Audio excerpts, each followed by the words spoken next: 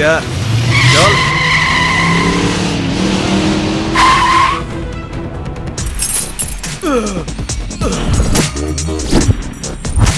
চল।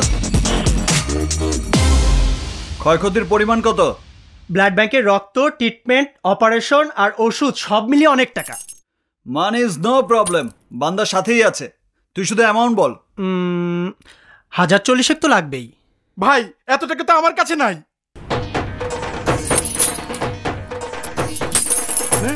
আরে আমার চাবি, মানিব্যাগ। এখানে 40-এর বেশি আছে, নে ধর। এই এই তোরা কি ভাবছস?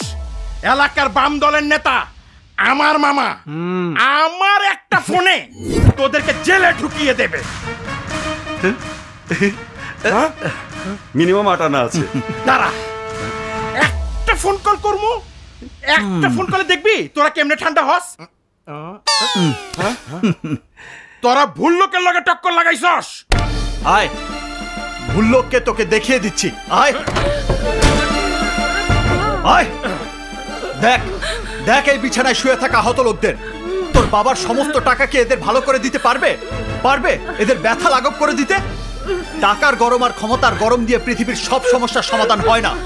মনে রাখিস, আমার নাম রানা। তোরা শের হলে আমি শোয়াশের। তোর মামাদের গিয়ে বলিস রানা তোর সব ছিনিয়ে নিয়েছে। এই দিন না, দিন কিন্তু আরো আছে। খালা দে, এই টাকাগুলো আপনাদের জন্য নিন।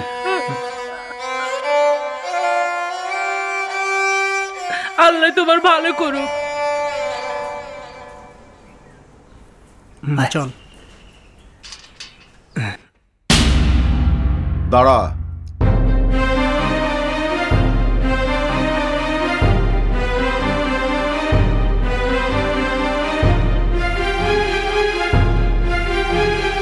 আজকে আবারও মারামারি করেছিস? বাবা, রানা ইচ্ছে করে মারামারি করেনি। ওই লোকটা ফুটপাতে মানুষের উপর দিয়ে জিপ গাড়ি চালিয়ে দিয়েছিল, আর আমি বাধা দিয়েছি বলে আমার গায়ে হাত তুলেছে। বাস, সাথে সাথে রানা এসে ওদের উপর ঝাঁপিয়ে পড়ে মারতে মারতে হাসপাতালে নিয়ে গেছে, তাই না? রানা, শুভর জন্য তুই আর কত মারামারি করবি? শুভ কি ছোট?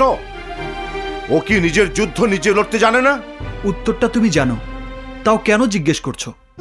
ছোটবেলা থেকে এই পর্যন্ত শুভর কারণে তুই আমার হাতে কতবার মার খেয়েছিস তোর মনে আছে? তোর নামে এই পর্যন্ত পুলিশের কাছে কতবার কমপ্লেন হয়েছে তুই জানিস? জানি, কিন্তু তাতে আমার কিচ্ছু যায় আসে না।